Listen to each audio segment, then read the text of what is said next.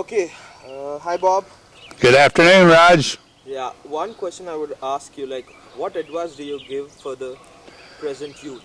As I think about this question, I'd want you. I was raised in a very. I'm going to use the word simple, but today's standards, terribly simple farm home. I was the oldest of 5 children. My mother worked at home exclusively. My dad worked on our farm, and we worked every day of the week. So my mother didn't expect any liquor in her home or in her house, and so there was no liquor. There was no smoking. We didn't smoke. And I've got 2 younger brothers and 1 living younger sister. And let me tell you, friends, that none of us drink, none of us smoke. All of us are affiliated with a church. All of us understand that we owe God our lives. And we expect to spend eternity with God. You just don't need any stimulants to get through life. And I say this because my faith gets me through life, not any false stimulants.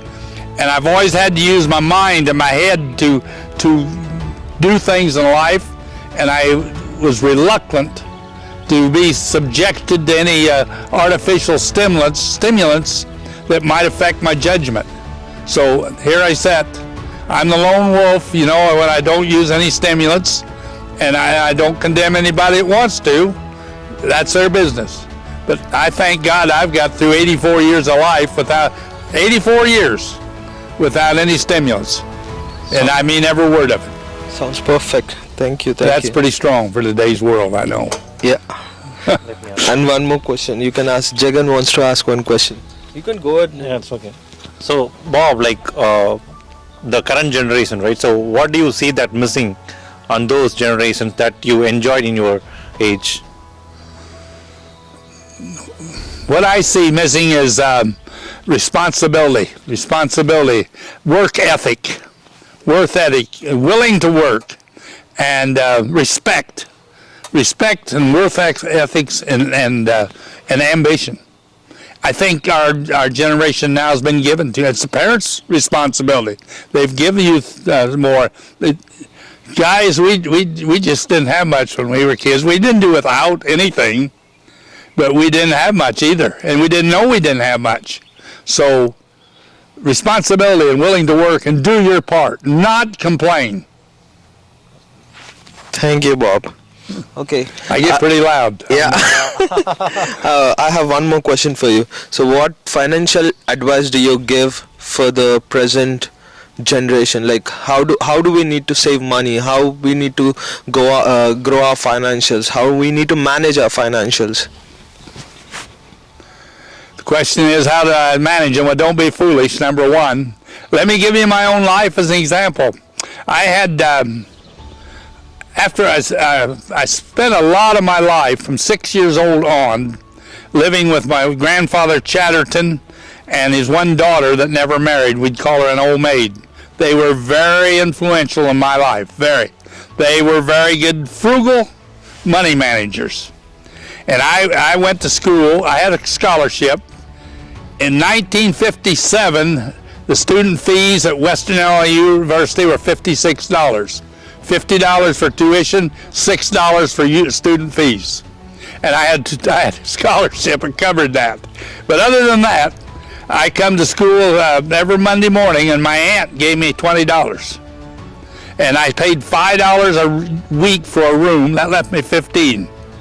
And so I could squander it, do whatever I wanted to with it. But she expected me to come home with $20 on the weekend. That sounds ridiculous to today's generation. And she didn't really. She made me think she expected me to do something during the week to earn that much money back. And some weeks I would. Some weeks I'd buy used tires and resell them. I did all kind of things like that to make a buck. But was very, very frugal, just raised to be very frugal with our money and to know how precious money is. Thank you, Bob. Okay, one more question from Jagan. You tell them you're done. No, I don't. I'm happy. I enjoy their company, but you, Don't take advantage. you aren't the guys, Jack. Nobody takes advantage of me. I wouldn't. Last one question, maybe. It don't need to be whatever you want. Just go ahead. No, so you want to be in my picture? Yes, being here with you. Yeah, you need to be in. If you're going to ask the questions, you're better looking at me. You're better looking at me. So. Yeah. So just I'm what to say, like I'm excited to be just hearing your voice, and at this age it's really like encouraging me and motivating me to be like you. So just tell me, like, what drives you to be so active at this age? Because like I hear a lot of I read and I hear with my experience from the elder people says like the elder, I mean, the old age period has been going to be a painful, but how are you enjoying your life, and what drives you at this age to be active? Well, sir, a number of things do, but first of all, I got a young, sexy wife. You see, that made the difference right there. And just so you'll know, we grew up a mile from each other, as I've told you, but we dated 6 years before we got married. We've been married 59 years. We've been together since 1958. And just so you'll know what kind of weirdo I am, the first date, we drove half a mile from her home to town. I stopped to get gas, and I got out of the car, and she noticed when I had white bucks, and I had on blue pants with leather strip down the side. She immediately got sick at her stomach, and I got the gas. We drove out of town another mile. She said, I got to stop and throw up. So we stopped, and she threw up. And so spending a lifetime with her and having her faith in me and everything she is, that's number one. But as peculiar as it might seem to you, I started school and we didn't have kindergarten, we didn't have preschool. We was busy. I didn't know A from Z when I was starting the first grade in 1945. And another young boy my age was in our class that became my best friend. It was just like taking two uncivilized 6-year-olds in your school, you know, and we didn't get any big time whippings or anything, but we didn't do very well under discipline either. But I've got to just, it's difficult to understand for you and anybody watching, anybody knowing. Second grade, we were working on times tables. We was learning times tables in the second grade. I had no motivation to do anything in grade-wise, but they offered a nickel Milky Way candy bar for whoever could learn the most timetables the quickest. And nowadays that'd be like offering you $50. I got on top of that instantly, and I didn't win it.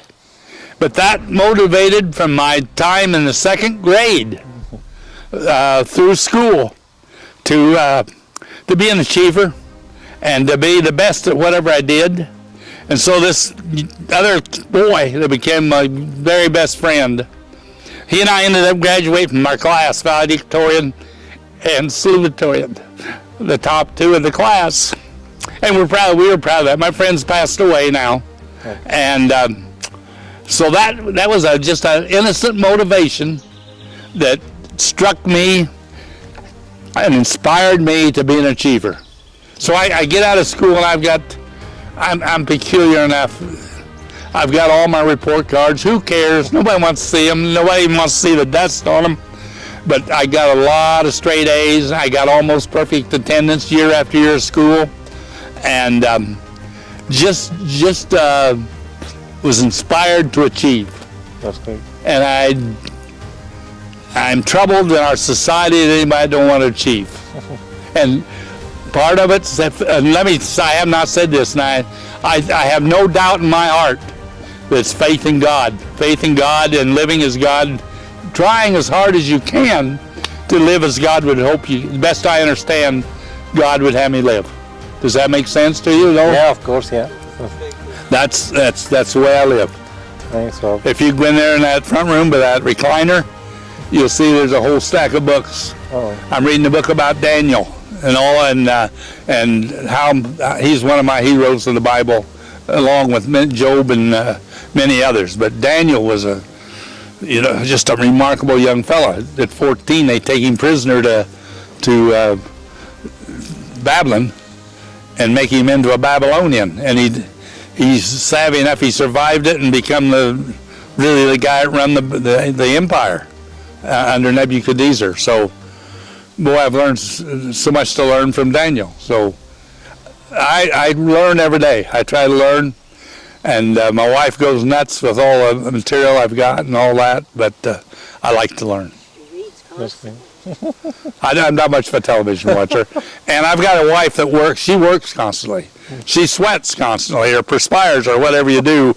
But anyhow, she works, and I act like I'm old and can't work. And so I read. So this guy ought to be in here too. So sure, and Jack too. Jack needs to be in the picture.